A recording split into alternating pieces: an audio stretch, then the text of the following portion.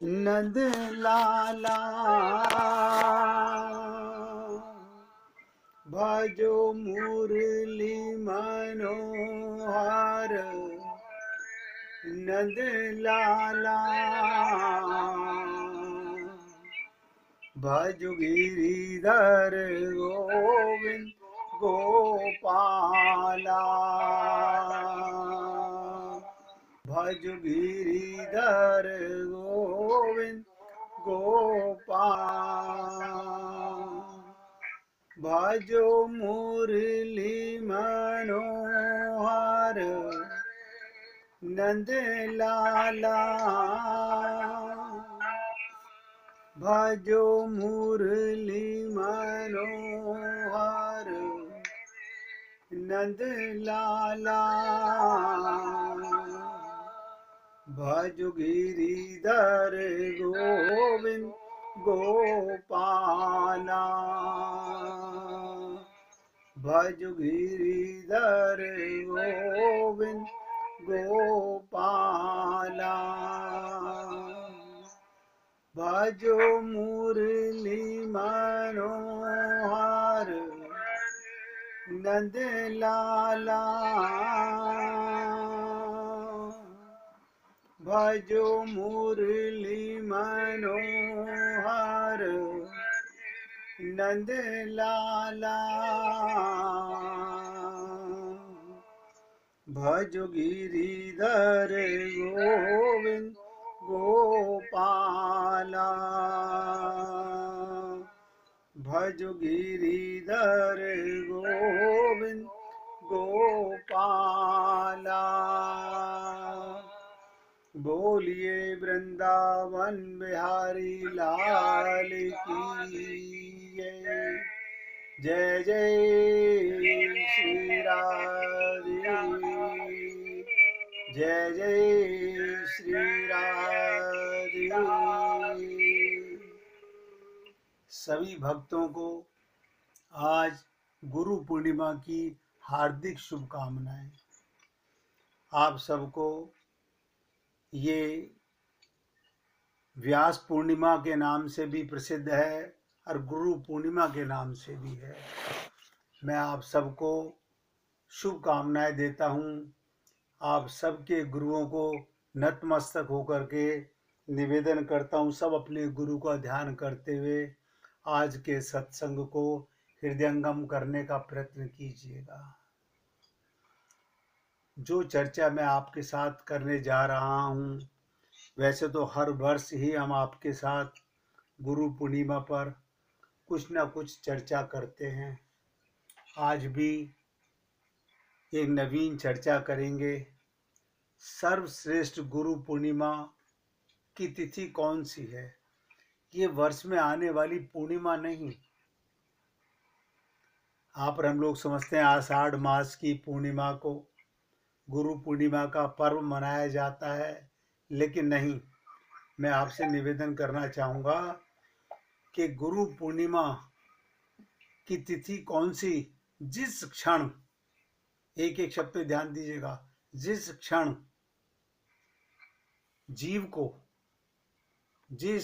जीव को भगवान के प्रेम का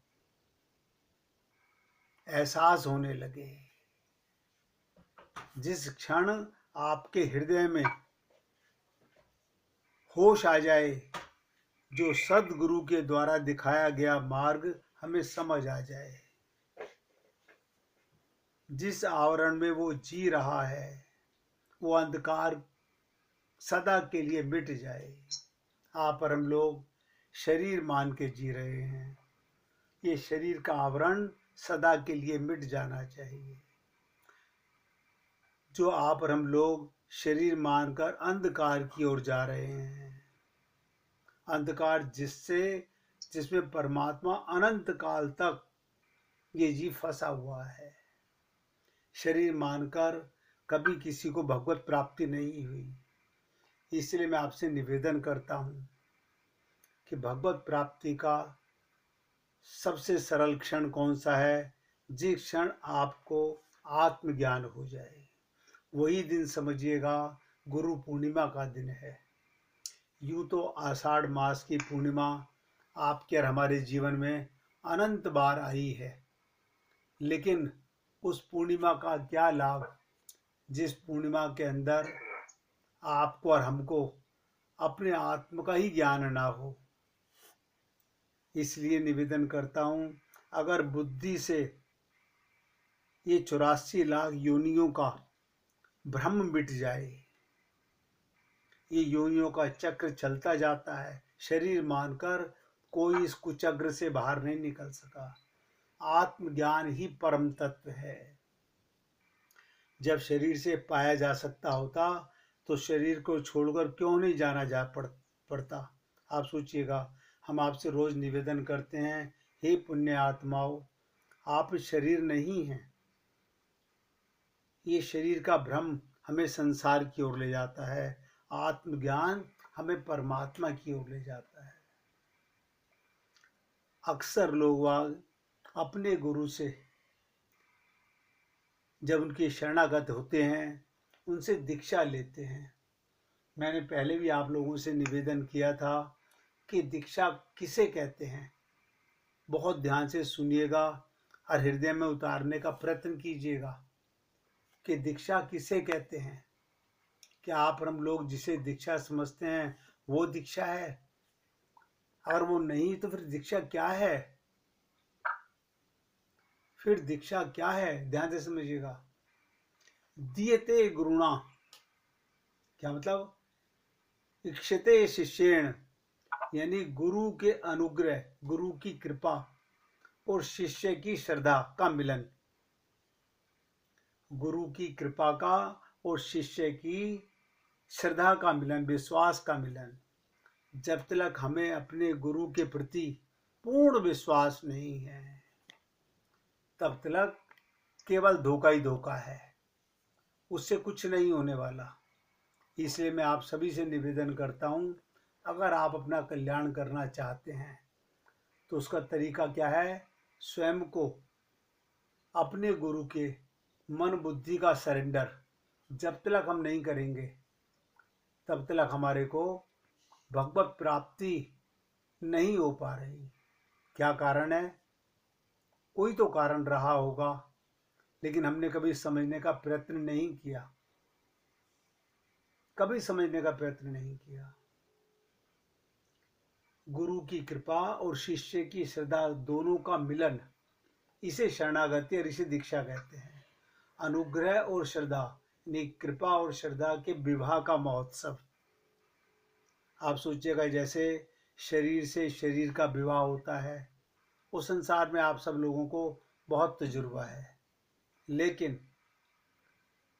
क्या गुरु की कृपा का हमारे ऊपर कोई अनुभव होता है हमारे को? अगर नहीं होता तो हमें महसूस करना है, क्योंकि हमारे अंदर कहीं ना कहीं कमी है। वो क्या कमी है हमारे अंदर, उसे समझिएगा। कमी है कि हम शरीर मान के दीक्षा लेना चाहते हैं। शरीर में दीक्षा नहीं होती, ये तो मन के अंदर, आत्मा के अंदर दीक्षा दी जाती है। अब आप और हम लोग उनको समझने का प्रयत्न ही नहीं कर रहे कि दीक्षा किसको दी जाएगी, कहाँ दी जाएगी। इसलिए दीक्षा का मतलब गुरु की कृपा और शिष्य के विश्वास का, श्रद्धा का मिलन, ये विवाह होना। यानी हमारे को अपने गुरु के प्रति पूर्ण श्रद्धा हो, पूर्ण विश्वास हो और गुरु की कृपा हो। जैसी श्रद्धा ईश्वर में होती है, वैसी ही गुरुदेव के प्रति होनी चाहिए। आप लोग गाते हो ना कि गुरुर् ब्रह्मा गुरुर्विष्णु गुरुर्देव महेश्वराय गुरुर साक्षात्कार पर ब्रह्म तस्मै श्री गुरुवे नमः। अंतर नहीं होना चाहिए, तभी उनकी वास्तविक कृपा का आविर्भाव होगा, अनुभव होगा। अभी हम लोगों को कृपा का अनुभव क्यों नहीं होता? क्योंकि श्रद्धा में कहीं ना कहीं कमी है। तभी हमें शास्त्रों का रहस्य समझ आएगा। गुरु तो हमें हमेशा ही हर जन्म में मिले, हर जन्म में हमें बताते हैं, लेकिन आप और हम लोग भगवत प्राप्ति की ओर नहीं बढ़ पा रहे। सोचिएगा क्या वजह है, क्या कारण है कि मिलने के बाद भी भगवत प्राप्ति नहीं हो पा रही। तो जैसी श्रद्धा ईश्वर में होती है वैसी गुरुदेव के प्रति होनी चाहिए, तभी उनकी वास्तविक कृपा का अनुभव होगा, तभी हमें शास्त्र वेदों का ज्ञान होगा। तो इसलिए आत्मा के द्वारा भगवत प्राप्ति होती है, इस शरीर को कभी भगवत प्राप्ति नहीं होती। ये तो आप और हम लोगों के मन में एक अंधविश्वास हो गया। गुरु ने कहा इस देह में हरि मिलाते हैं, इस देह में हरि मिलाते हैं, लेकिन क्या आपने हमें कभी समझने का प्रयत्न किया? और सुनिएगा, गुरु पूर्णिमा का महोत्सव आप सब लोग अपने हृदय को उस उत्सव के भाव में लेकर के आइए। आषाढ़ पूर्णिमा को ही पूर्णिमा के रूप में मानने का क्या कारण था, क्या राज था? हर मास में पूर्णिमा आती है, वर्ष में 12 पूर्णिमा आती हैं। धर्म जीवन को देखने का काल चक्र बड़ा व्यंग्यात्मक है। सारा धर्म एक महाकाव्य है। अगर ये तुम्हें ख्याल में आए तो आषाढ़ की पूर्णिमा जिसमें बादलों से आकाश भरा होता है, क्या मतलब? वो गुरु के हृदय में प्रेम उड़ेलने का समय होता है। इससे श्रेष्ठ पूर्णिमा शरद पूर्णिमा भी होती है, लेकिन उसको गुरु पूर्णिमा क्यों नहीं चुन लिया गया? क्यों? क्योंकि उस समय आकाश में बादल नहीं होते, इसमें भगवान निद्रा अवस्था में चले जाते हैं और ये जीव को गुरु के शरणागत करके जाते हैं। तो गुरु पूर्णिमा जैसा है और शिष्य आषाढ़ जैसा हो। शरद पूर्णिमा का चांद तो सुंदर होता है क्योंकि आकाश खाली होता है, वहाँ शिष्य है ही नहीं, गुरु अकेला है। आषाढ़ में सुंदर हो तभी कुछ बात बने, जहाँ गुरु बादलों जैसा घिरा हो, जहाँ गुरु बादलों की तरह घिरा हो शिष्यों के साथ में। शिष्य सब तरफ हैं, जन्म जन्मों के अंधेरे को लेकर के आ जाएं। वे अंधेरे बादल, आषाढ़ का मौसम, उसमें भी गुरु चांद की तरह चमक सके। उस अंधेरे से घिरे वातावरण में भी रोशनी पैदा कर सके, तो ही गुरु है, जो हमारे को इसी देह में ये ज्ञान करा दे कि हम देह नहीं आत्मा हैं। तभी हमारा कल्याण होगा। सोचिएगा, हमने गुरु को सूरज कहा होता तो बात ज्यादा दिव्य और गरिमापूर्ण होती। और सूरज के पास प्रकाश भी विराट है, चांद के पास कोई बहुत बड़ा प्रकाश थोड़ा ही होता है, बड़ा सीमित प्रकाश होता है। लेकिन सदियों तक हम अपने चांद को ही चुना। उसके दो कारण हैं। एक, गुरु के पास भी रोशनी अपनी नहीं परमात्मा की है, जैसे चंद्रमा के पास प्रकाश सूर्य का ही होता है। इसी प्रकार हमने गुरु को चुना जिनके पास प्रभु की कृपा होती है। वो केवल प्रतिफलन है, वो लेता है और देता है। वो जो दे रहा है वो अपना नहीं है, वो केवल निमित्त मात्र है। बहुत ध्यान से समझिएगा, गुरु केवल निमित्त मात्र बनते हैं हमारे जीवन के अंदर। वो तो प्रतिफलित करने वाला है, परमात्मा से लेकर आपको देने वाला है। तुम परमात्मा की तरफ सीधा नहीं देख पाते। सोचिएगा, वो केवल प्रतिफलन करने वाला है, भगवान से लेता है और हमको देता है, वो केवल दर्पण है। तुम परमात्मा की तरफ सीधा नहीं देख पाते। सूरज की तरफ सीधे देखना बहुत मुश्किल होता है, लेकिन चंद्रमा की ओर साक्षात्कार देखा जा सकता है। गुरु के शरणागत हुआ जा सकता है। गुरु ही भगवान के शरणागत कराता है जीव को। तो प्रकाश की जगह आंखें अंधकार से भर जाएंगी। परमात्मा की तरफ भी सीधा देखना असंभव है। क्यों? परमात्मा पूर्ण प्रकाश है, रोशनी ज्यादा है, बहुत ज्यादा है। गुरु एक दर्पण पकड़ता है सूरज की रोशनी और तुम्हें दे देता है। गुरु क्या करता है? प्रकाश प्रभु से लेता है और आपको उसका साक्षात्कार कराने का प्रयत्न करता है। इस देने में ही रोशनी की त्वरा और तीव्रता समाप्त हो जाती है। दर्पण को पार करने में रोशनी का गुण धर्म बदल जाता है। सूरज तो इतना प्रखर है, चांद इतना मधुर है। इसलिए कबीर ने कहा कि गुरु गोबिंदो खड़े काके लागऊं पाए। किसके पैर छूं? वो घड़ी आ गई जब दोनों सामने खड़े हों। फिर कबीर ने गुरु के ही पैर छुए। कबीर ने गुरु के पैर छुए, क्योंकि बलिहारी गुरु आपने, आपकी जो गोविंद दियो बताए। आप और हम लोग कौन है हमारे हृदय के अंदर? कौन हमें भगवत प्रेम की व्याख्या बता सकता है? कभी सोचा हम लोगों ने? हम तो डायरेक्ट नहीं जानते थे, अपने आप को नहीं जानते थे। मंदिरों में जाना आना आता था, लेकिन ना आत्मज्ञान था, ना सबके हृदय में विराजमान परमात्मा का हमें भान था। तो कबीर जी ने क्या कहा? बहुत ध्यान सुनिएगा कि गुरु गोविंद दो खड़े काके लागों पाए। किसके छुए पैर? वो घड़ी आ गई जब दोनों सामने खड़े हों। फिर कबीर ने गुरु के ही पैर छुए, क्योंकि बलिहारी गुरु आपने जो गोविंद दियो बताए। जो महागुरु है, परम गुरु है, वो तुम्हारी सारी भूलों को क्षमा करने को सदा तत्पर रहता है, क्योंकि वो जानते हैं कि स्वाभाविक ही मनुष्य मात्र करेगा। उन्होंने स्वयं ही, इसलिए दूसरे को क्या दोष देना, क्या निंदा करनी, उसके मन में करुणा होगी।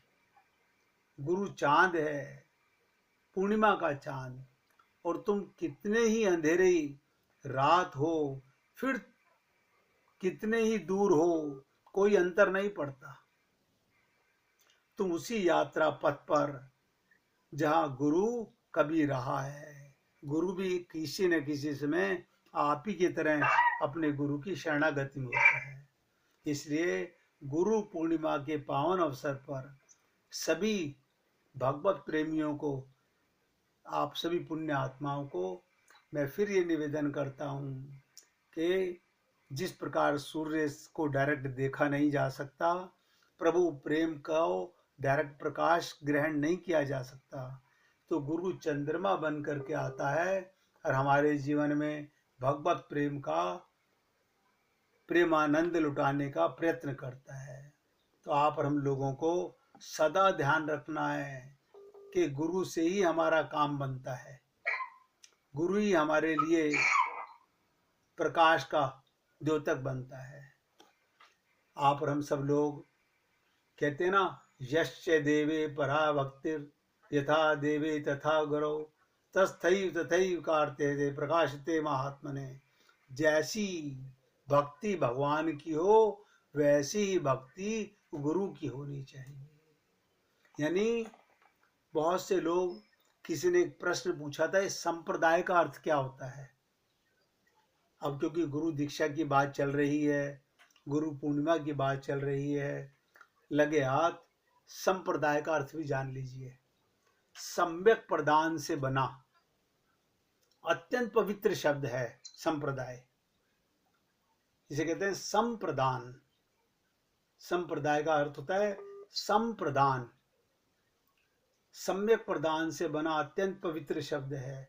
शास्त्रोक्त योग्य गुरु से शास्त्रोक्त शिष्य को प्राप्त ज्ञान संपत्ति का नाम संप्रदाय है। यानी ये पीढ़ी दर पीढ़ी, जैसे पिता अपनी प्रॉपर्टी पुत्र को देता है, पुत्र अपने पुत्र को देता है, इसी प्रकार संप्रदाय की पूंजी को, गुरु प्रथा की पूंजी को जो शिष्य आने वाले अपने गुरु से ग्रहण करता है और आगे देने के लिए तत्पर रहता है, ये बांटने से बढ़ता है। इसमें कभी कंजूसी नहीं करनी चाहिए। प्रेम को जितना बांटोगे उतना बढ़ेगा। प्रेम के मामले में कभी व्यक्ति को कंजूस नहीं होना चाहिए, क्योंकि प्रेम बांटने से बढ़ता है सदा। इसलिए संप्रदाय का मतलब भी आपने समझा, सम्यक प्रदान से बना, जो लेता है और आगे देता है। जैसे चंद्रमा सूर्य से प्रकाश लेता है और हम लोगों को देता है, इसी प्रकार गुरु भी भगवान का प्रेम लेकर के हम पर लुटाता है। आप भी हृदय से अपने गुरु का ध्यान करते हुए एक धुन लगाएंगे, उसके आगे आगे चर्चा करेंगे।